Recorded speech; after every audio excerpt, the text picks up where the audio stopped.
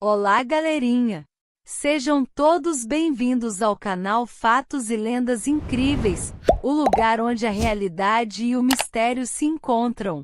Aqui, exploramos os fatos mais surpreendentes e as lendas mais incríveis de todos os tempos e lugares. Quer descobrir mitos antigos, histórias misteriosas e segredos guardados pela história? No canal Fatos e Lendas Incríveis, você vai se surpreender com cada episódio. Não perca uma única descoberta. Inscreva-se agora e ative as notificações para embarcar com a gente nessa jornada fascinante pelo desconhecido. História de Kevin Chateaubriand, Parte 1. Introdução e Infância. Introdução ao mundo de Kevin Chateaubriand. Kevin Chateaubriand é o enigmático e perturbador protagonista do romance Precisamos Falar sobre o Kevin, escrito por Lionel Frivere e publicado em 2003.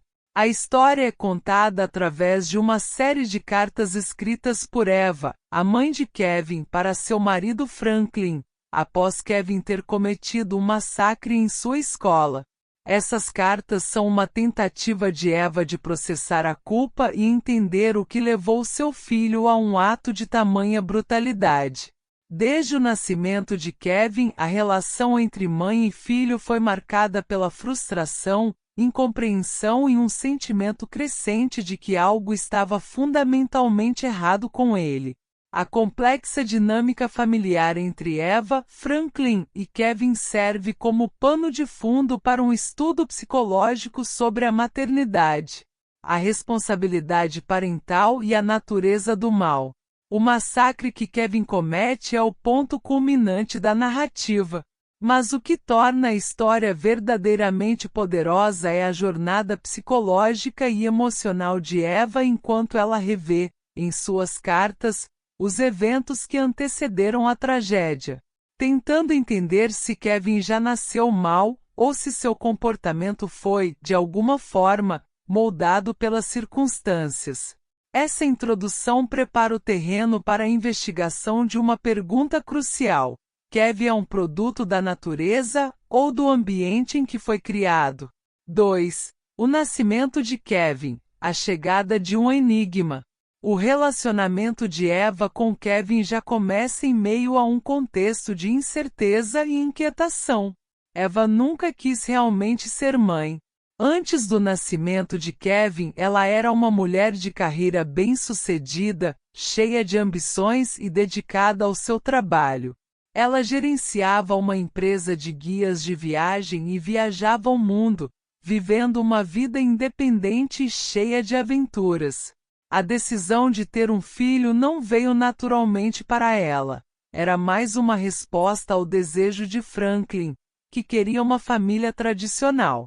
Assim, Kevin foi concebido mais como uma concessão do que como um desejo genuíno de Eva.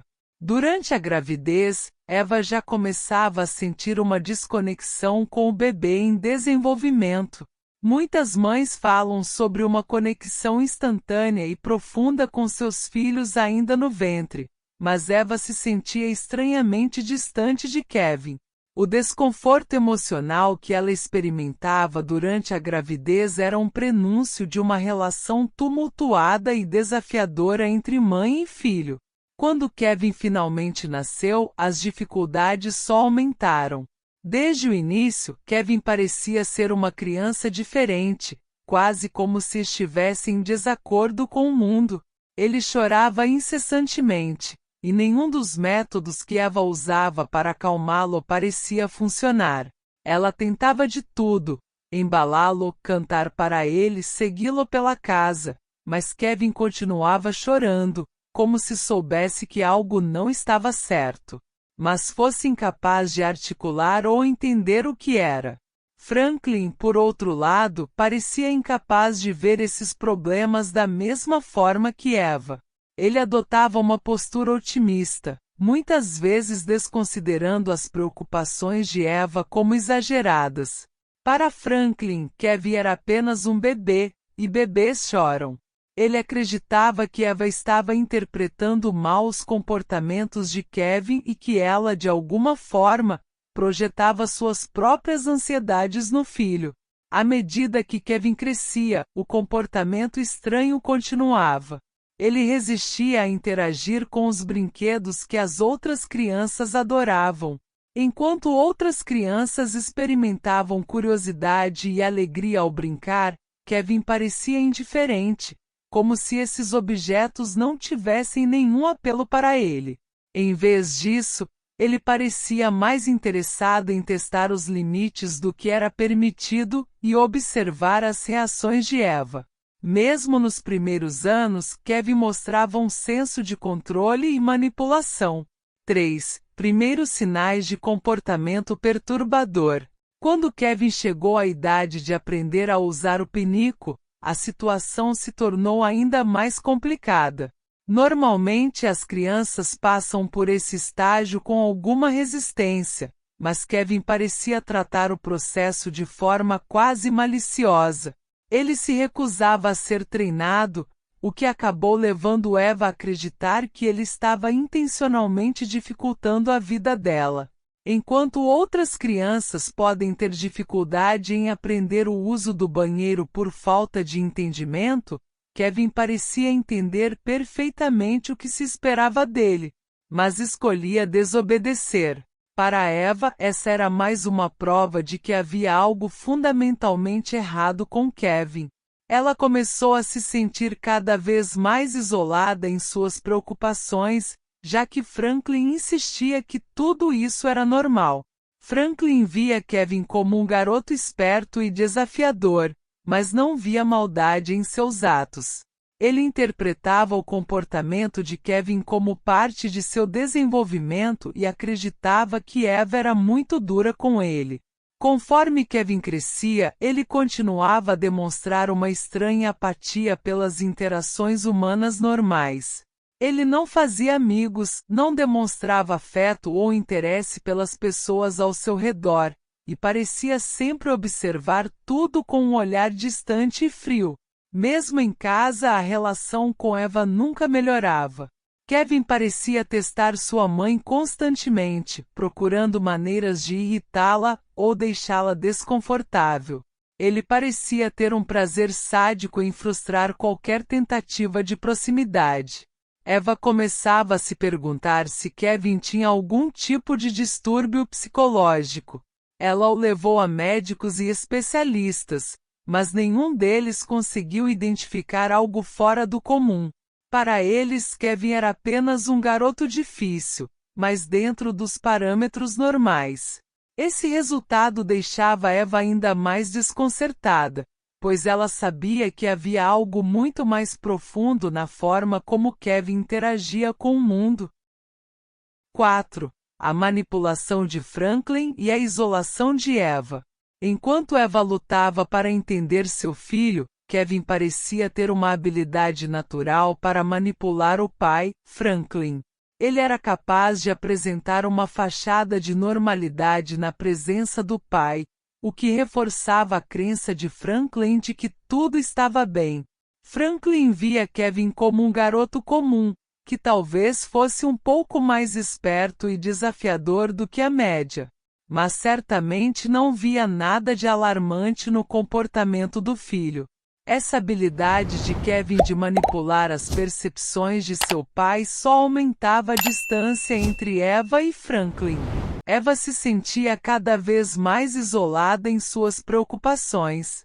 Enquanto Franklin minimizava seus medos, Kevin parecia se deleitar em jogar mãe e pai um contra o outro.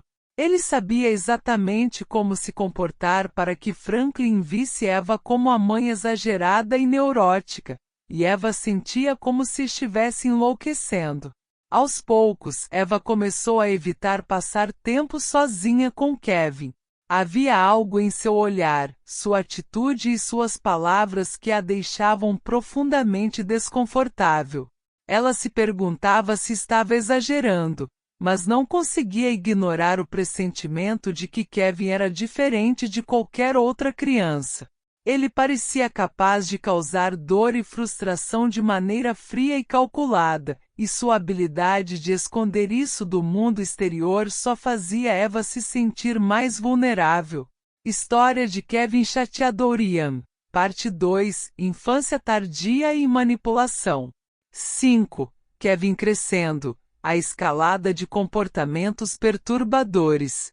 À medida que Kevin continuava a crescer, seus comportamentos estranhos e desafiadores se tornaram ainda mais pronunciados. Agora, com cerca de 5 ou 6 anos, ele já demonstrava uma capacidade extraordinária de manipulação, particularmente em sua interação com Franklin, que continuava a ser uma fonte de frustração para Eva. Franklin acreditava firmemente que Kevin estava apenas passando por fases normais de desenvolvimento infantil e via as preocupações de Eva como infundadas. Isso criava uma cisão cada vez maior entre os dois pais. Kevin, por outro lado, parecia compreender a dinâmica familiar melhor do que qualquer um dos adultos. Ele sabia exatamente como comportar-se para que Franklin o visse como um filho normal, mas desafiador, e como irritar e perturbar Eva sem ser detectado. Havia uma espécie de jogo contínuo entre mãe e filho. Kevin, embora apenas uma criança, parecia sentir um prazer sádico em testar os limites da paciência e da sanidade de sua mãe. Ele fazia coisas pequenas e aparentemente inofensivas, mas que a longo prazo drenavam emocionalmente Eva.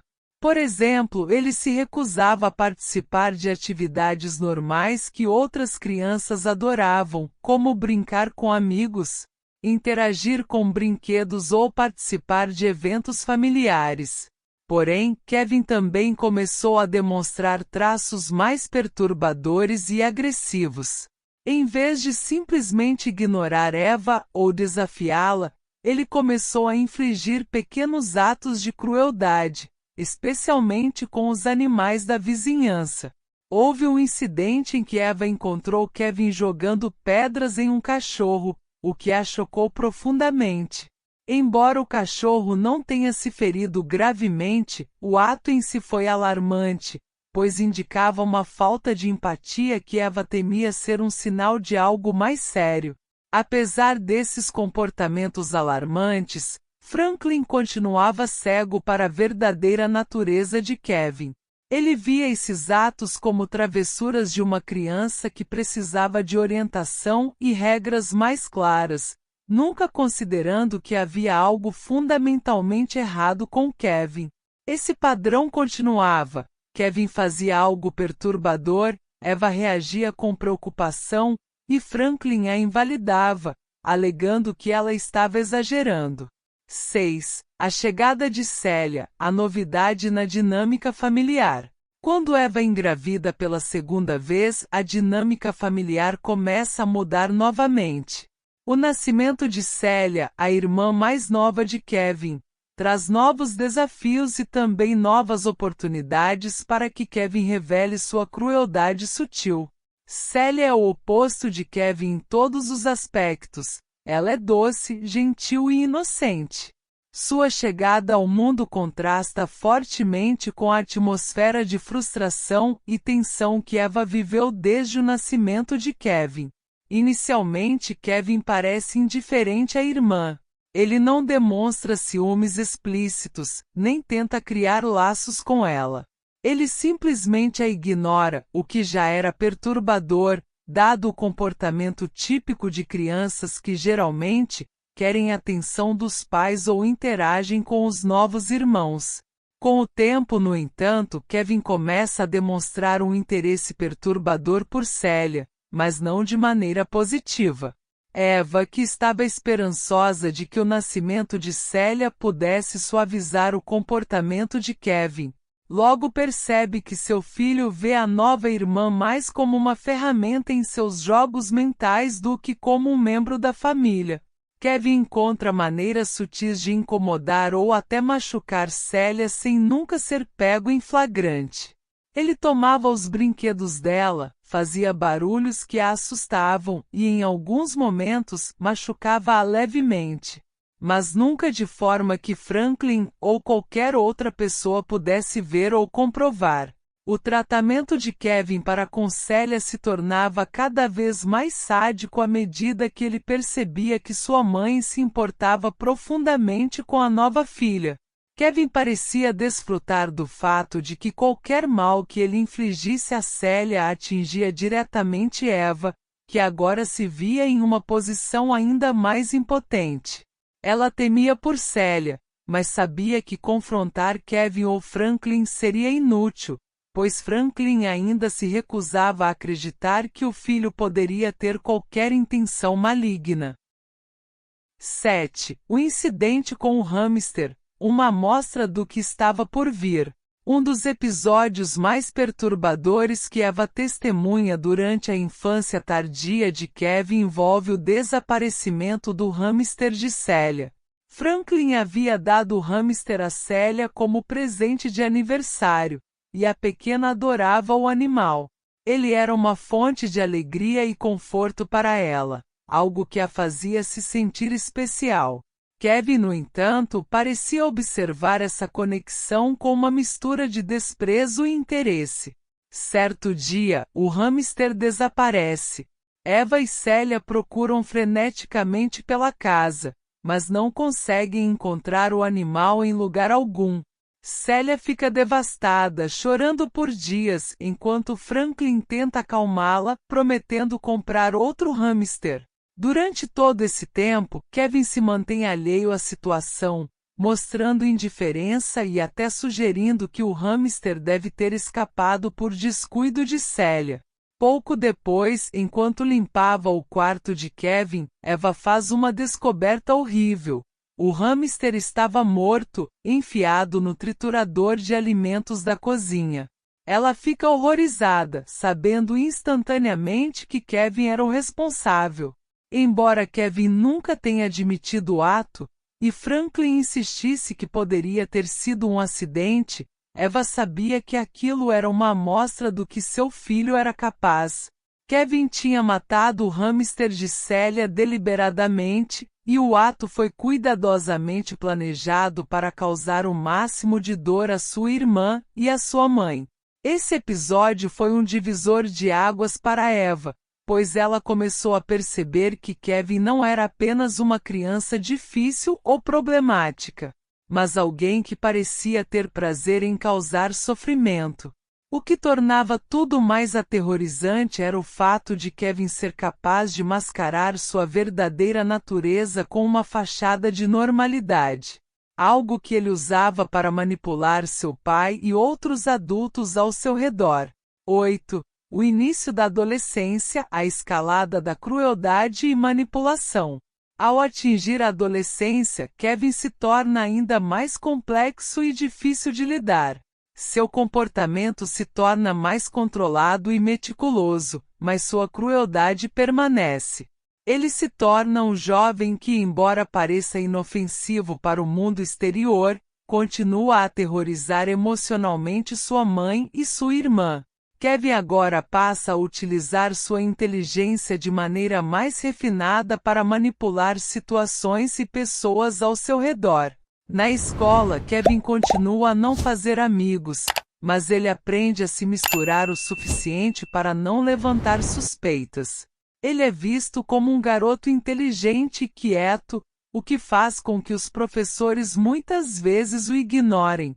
Kevin não tem interesse em socializar, e parece observar as interações humanas como um espectador distante, sempre calculando e avaliando, mas nunca participando ativamente.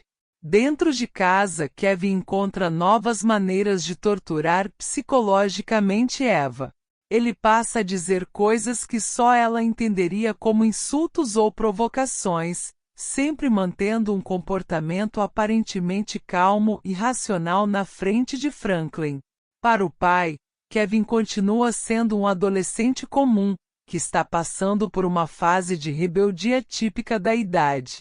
Franklin, sem querer admitir a possibilidade de falhas graves em seu filho, rejeita qualquer sugestão de que Kevin possa ser perigoso. Enquanto isso, Célia continua sendo alvo da crueldade silenciosa de Kevin.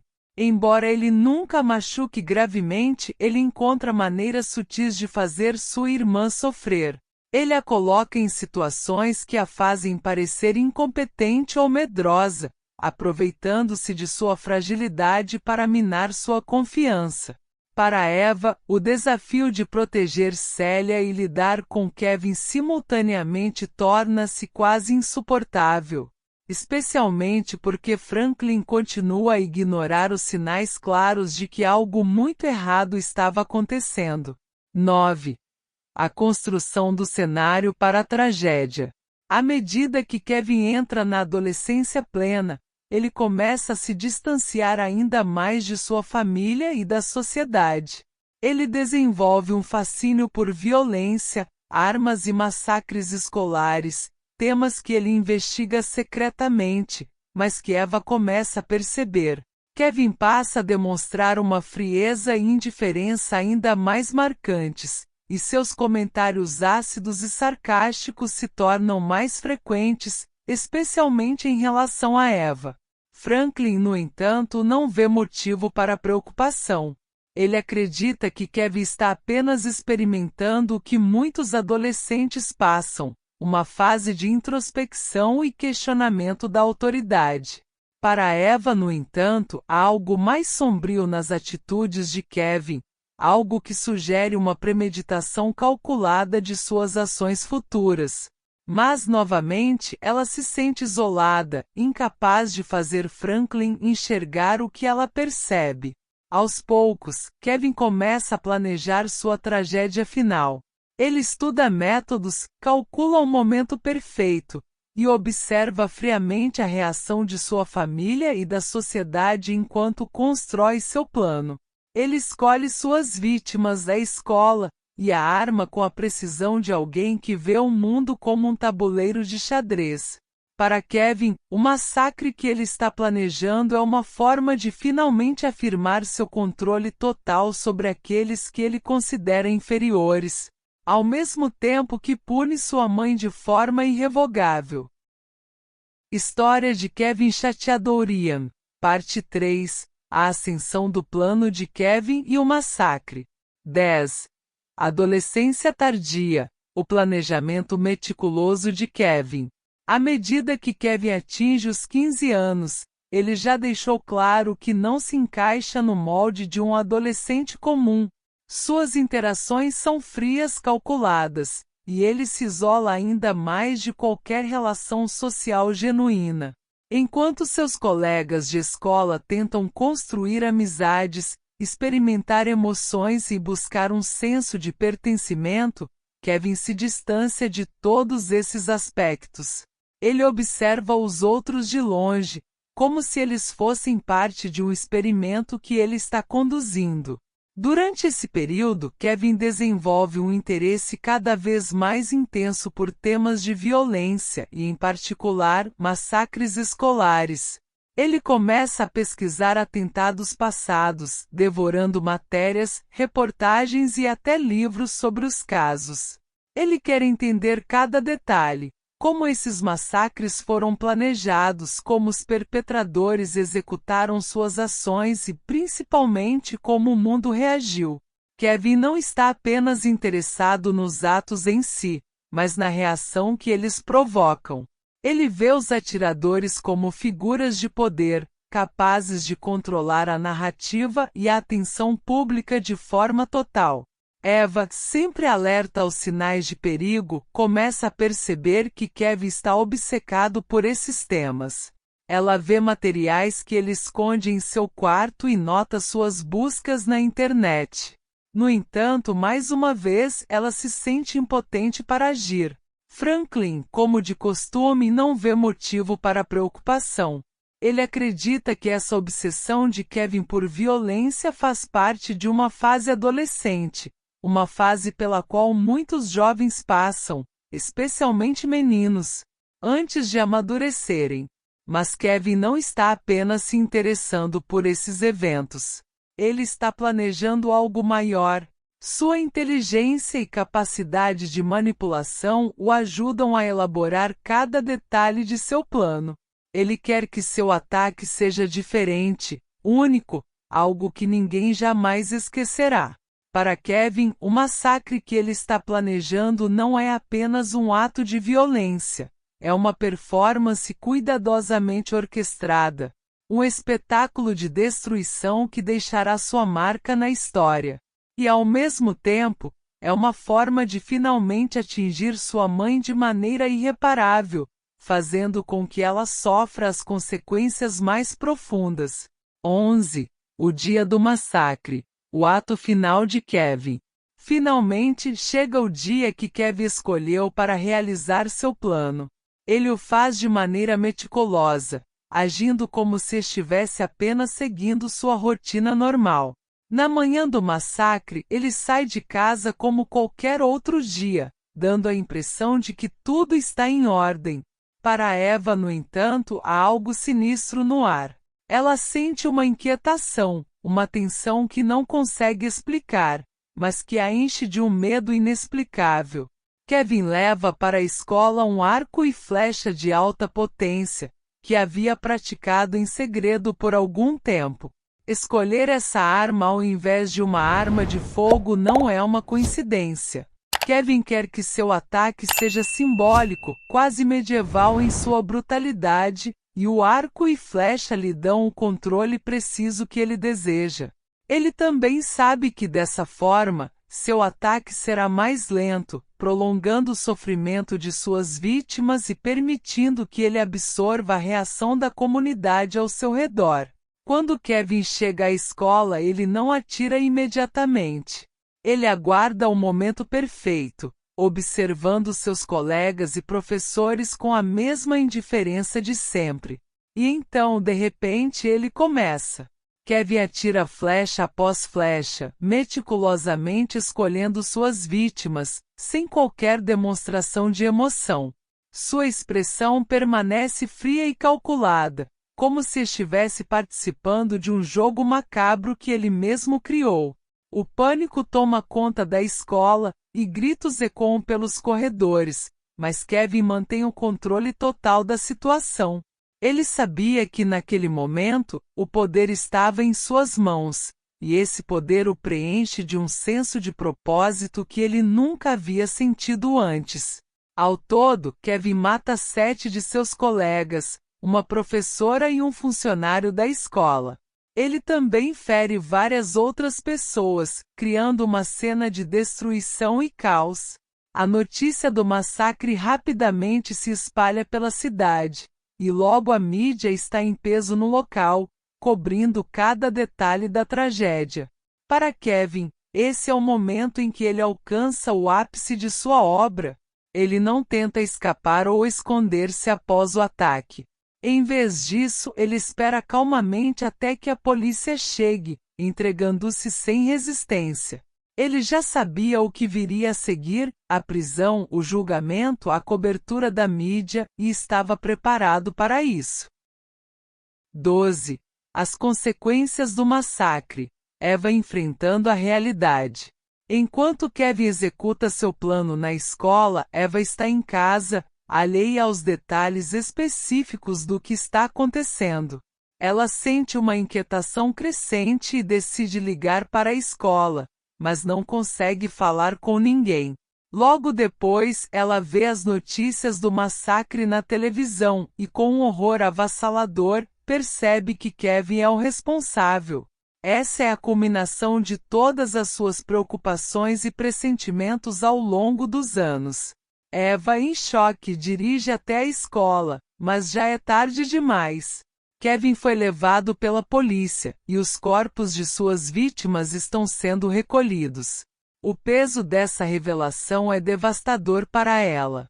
Todos os seus medos mais profundos sobre Kevin, todas as vezes que ela foi ignorada, todas as suspeitas que ela tinha se confirmam de maneira brutal.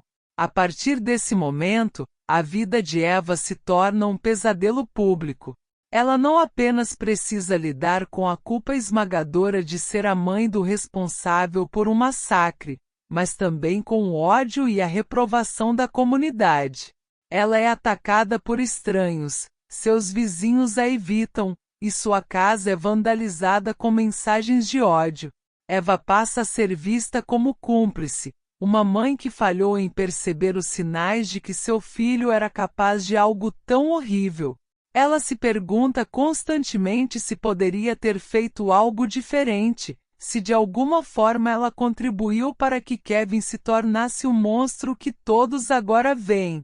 No entanto, talvez a pior parte de tudo seja enfrentar Kevin após o massacre.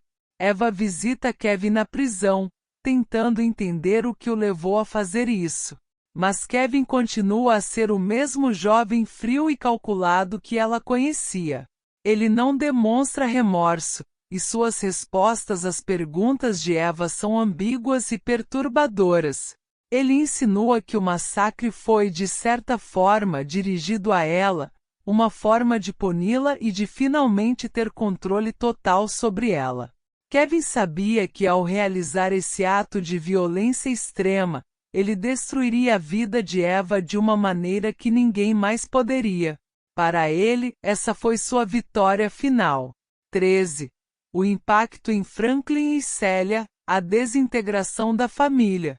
O massacre de Kevin não afeta apenas Eva, mas também Franklin e Celia. Franklin, que durante anos ignorou os sinais de alerta e sempre defendeu Kevin, é forçado a confrontar a dura realidade de que seu filho era, de fato, um monstro. A negação de Franklin finalmente se dissolve, mas é tarde demais. O peso da culpa e da dor é insuportável, e Franklin não consegue lidar com a verdade. Incapaz de aceitar sua parcela de responsabilidade na criação de Kevin, Franklin mergulha em um estado de negação e distanciamento. Celia, por outro lado, se torna outra vítima do massacre, mas de uma forma mais direta e devastadora. Pouco antes do ataque na escola, Kevin já havia tomado medidas para atingir Celia de maneira irreversível. Em um ato cruel, ele havia atacado sua irmã e causado um incêndio que a deixou gravemente ferida e com cicatrizes permanentes. Assim, o massacre de Kevin não só destruiu vidas na escola, mas também devastou sua própria família de maneira profunda e pessoal. O casamento de Eva e Franklin desmorona completamente após esses eventos. Franklin, incapaz de lidar com a realidade, se afasta emocionalmente de Eva, e o relacionamento entre os dois nunca se recupera. Para Eva, o peso da culpa e da solidão se torna esmagador. Ela se pergunta se Franklin e Celia seriam as próximas vítimas de Kevin, e essa dúvida constante assombra seus pensamentos. 14. O futuro de Kevin, a prisão e o que vem depois. Após o massacre, Kevin é condenado à prisão juvenil, onde aguarda julgamento para ser transferido para uma prisão adulta assim que atingir a maioridade.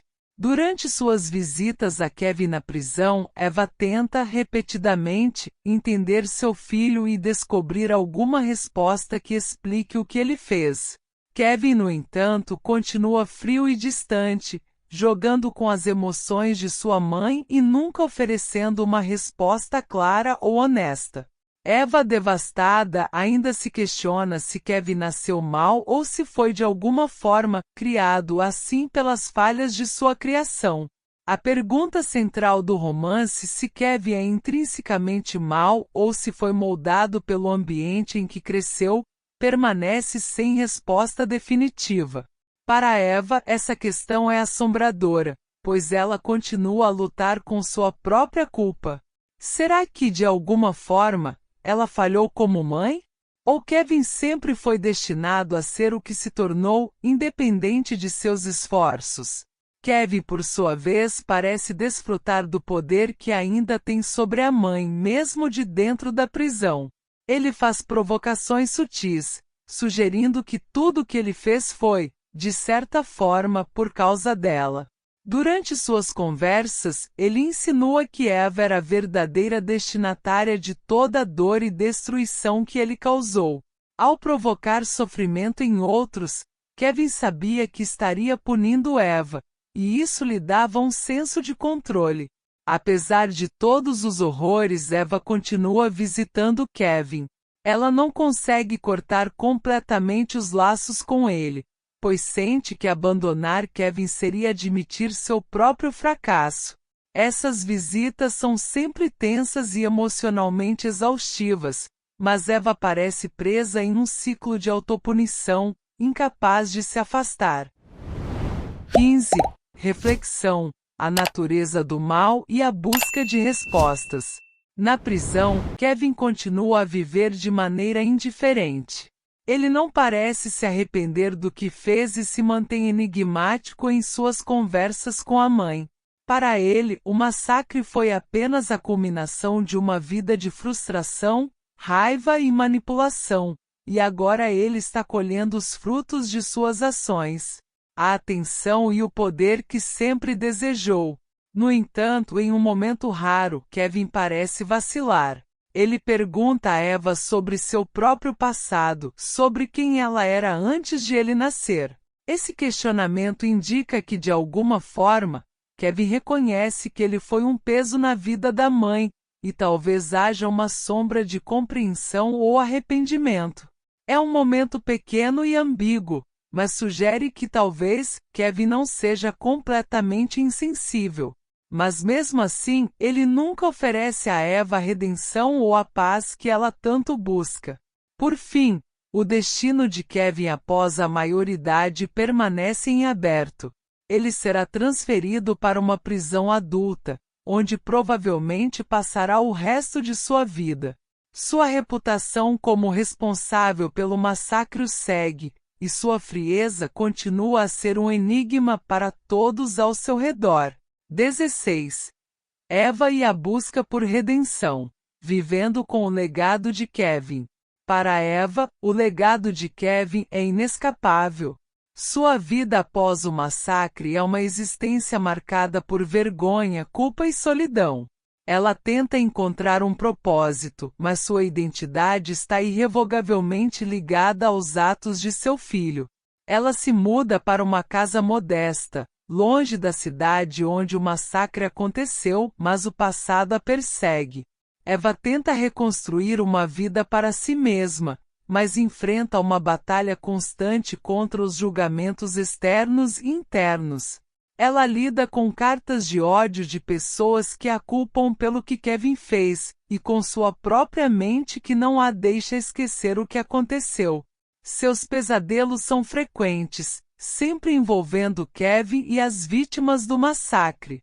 Ela revive os momentos que precederam o ataque repetidamente em sua mente, sempre se perguntando se havia algo que ela poderia ter feito para impedir a tragédia. A busca de Eva por redenção é dolorosa e muitas vezes infrutífera. Ela busca respostas em livros de psicologia, em terapias e até mesmo na religião, mas nada parece dar-lhe a paz que ela anseia. A culpa materna é avassaladora, e a sociedade ao seu redor a vê como uma extensão de Kevin, uma mãe que falhou. No entanto, Eva continua a lutar, mesmo que seja uma batalha solitária. 17. O efeito duradouro do massacre na comunidade. Além do impacto devastador sobre a família de Kevin, o massacre tem efeitos profundos e duradouros na comunidade como um todo. A escola onde o ataque ocorreu nunca mais será a mesma. Pais, alunos e professores que sobreviveram àquele dia lutam para reconstruir suas vidas. A escola fecha temporariamente para lidar com o trauma coletivo, e muitos dos sobreviventes precisam de anos de terapia para lidar com os horrores que presenciaram. As famílias das vítimas ficam para sempre marcadas pela perda de seus entes queridos. E a pequena cidade onde o massacre ocorreu se torna conhecida em todo o país como o local de uma tragédia impensável.